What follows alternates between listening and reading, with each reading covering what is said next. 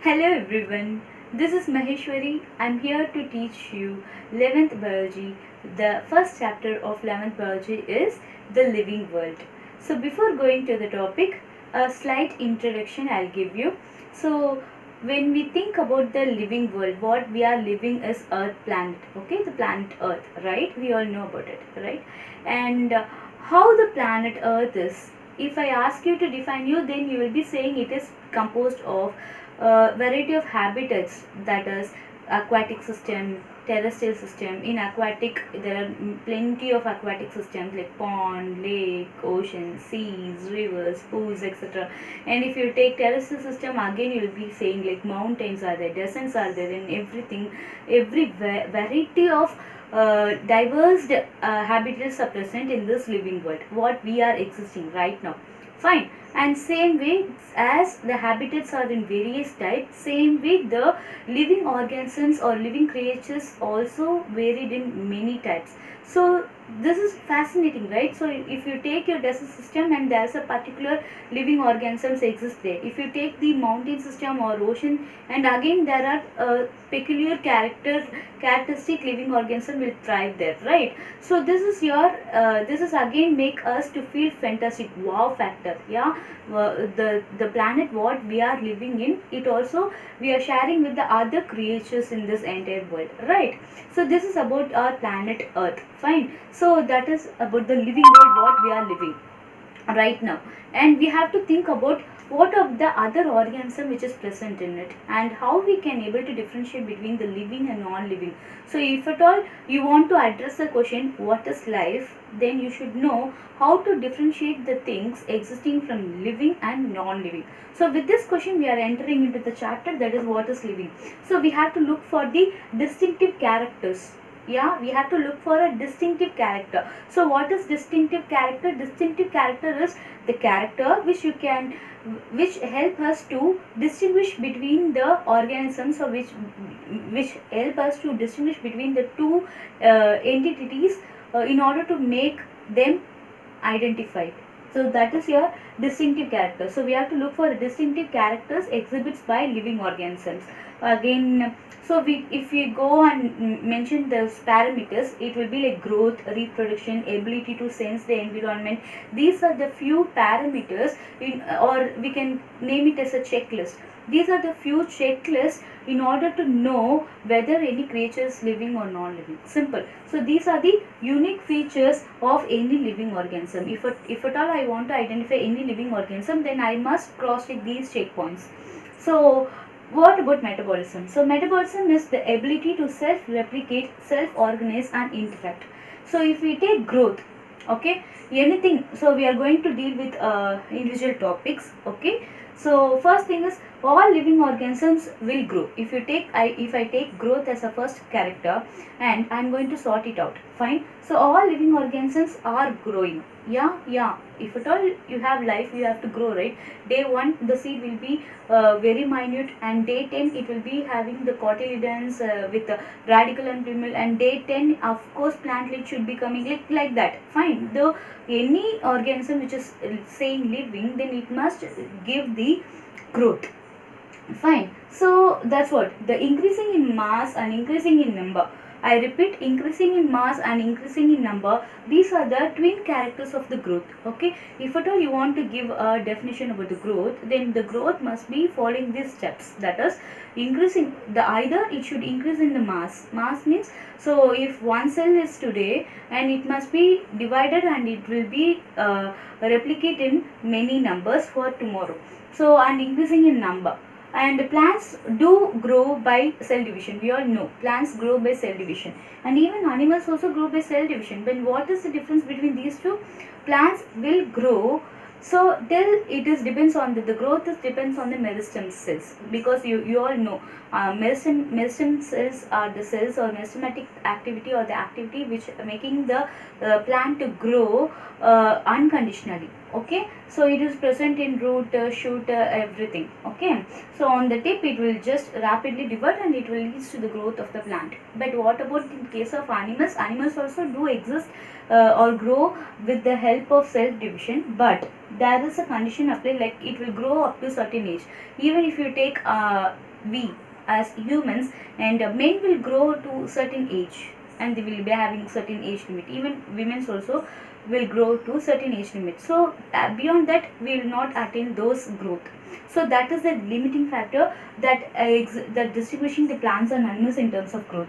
So what is the D limit? Okay, means what about the other things? Even non, if you say living thing, see, in entire parameter I'll be dealing with living and non-living. What are the differences exist between them, right? We are going to take each and every parameter and we are going to rule out whether is really a worthy character in order to quote an example for living to identify any living creatures. Okay, so in that way, if you take growth as a parameter, then I will say even mountains, boulders, sand was also grew.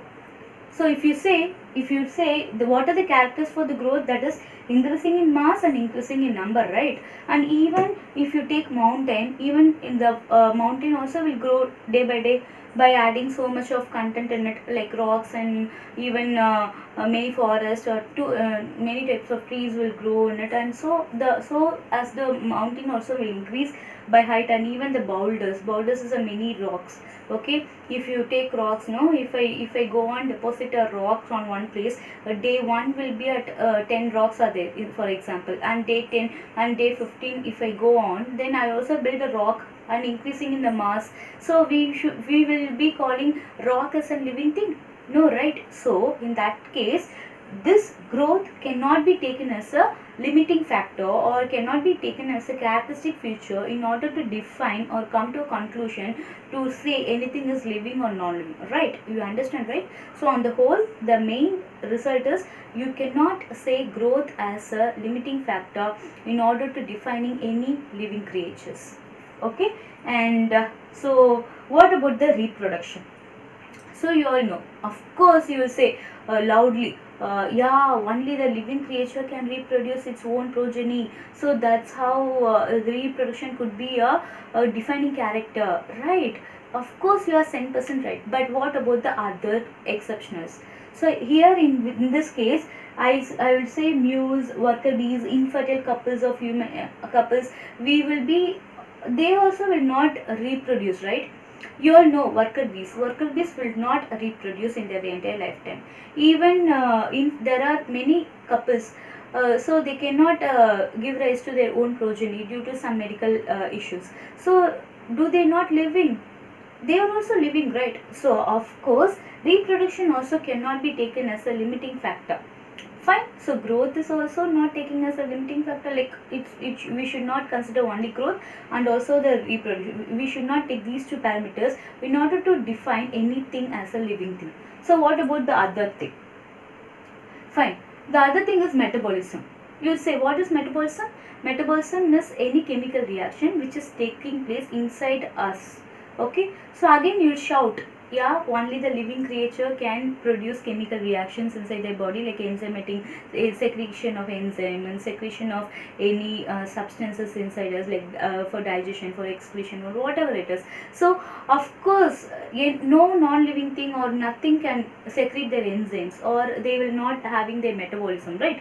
So I would say like all living organism is made up of chemicals. Yeah, every living organism is made up of plenty of chemicals, and total of all chemical reactions, that will be equal to metabolism. If you say what is metabolism, then the n number of reactions which is taking place inside our body or our system, that will be equal to metabolism. That is chemical reactions. So sum of chemical reactions, we call it as a metabolism. Of course cellular organization, if at all you there was an experiment conducted and the cell, if the chemical reaction is not taken place when the tissues are kept outside the living body, so of course they will be come to the conclusion that cellular organization is taken as a defining feature for life forms.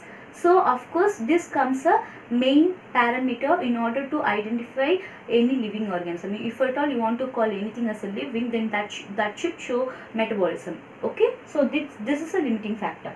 And what about the other thing? Response to external stimuli or environment. Of course, so this could be a defining factor, because only a living thing can respond, right? Even if you take your plants and animals, plants will respond to light, water, temperature, even for pollutions it will respond. And what about the animal? Even unicellular and multicellular organism can sense and they respond for the external stimuli or their external environment. So this could be a defining factor for mentioning the living organisms. So all organisms are aware of their surroundings. That aware is very important, and especially we humans, we are self consciousness. We have more self consciousness. If at all you are if at all you are in public, then you will be conscious about what you are speaking, how you are walking, what you are thinking, and how you are eating. So everything you are very conscious about it, because you are under public, you are being noted by many eyes, right? So humans are self consciousness thing. So that's what consciousness is, could be a defining factor for life forms. So among all the parameters discussed so far, so metabolism and response to the external stimuli could be a added feature for main added feature for defining life forms. Fine. And what about the coma patients? So coma patients also, they'll be coming under which category? Living or non-living? Living or non-living? Of course they are coming under living, because they cannot respond to the external stimuli. Like if at all go and beat on them, they will not respond. If at all you pour hot water on them, then they will not do respond. But still the system is under existence. They are still living. They can living in this world with the help of the other external features. So of course they will be coming under living category 1B. And therefore if at all you want to give a proper definition for any living organism, it could be a living organism must be self-replicating, evolving, self-regulating, interactive systems capable of responding to external stimuli. So I repeat, this is a definition, or this is a new formed definition. If at all you want to name any living organism, the living organism should self-replicate themselves. Example, if you take unicellular organism like planidia, they regenerate themselves, right? They self-replicating themselves. And evolving, of course they will evolve. If at all you go and plant some plant in any other different area, then it will just observe the environment, and mother nature will give only the two options, whether it has to survive or perish. So if at all that organism should survive, then that must be adapted to that particular habitat, new habitat. So in that way they are evolving themselves. They will be started changing to that particular environment. Fine. And what about the self-regulating? Yeah, each and every living system is regulating themselves. We will be having n number of functions and functions and reactions taking place within our system in order to regulate ourselves.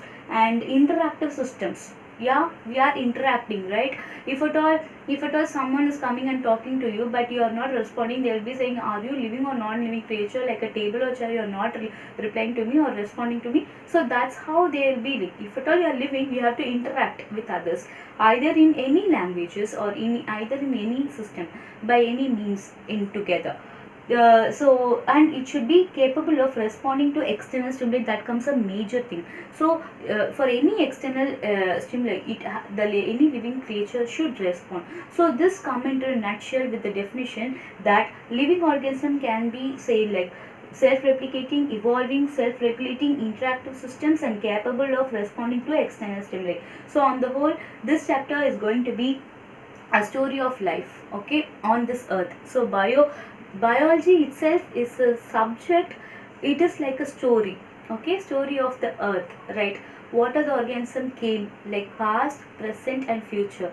There is an interlink between all those things. If even till today we are just having an idea or searching for how the dinosaur evolved or where it just perished and for what reason, still now the research is going. So it is not like one organism comes at any point of time, any period of time on this earth, and it is living and it is perishing, even it is extinct, no matter of what.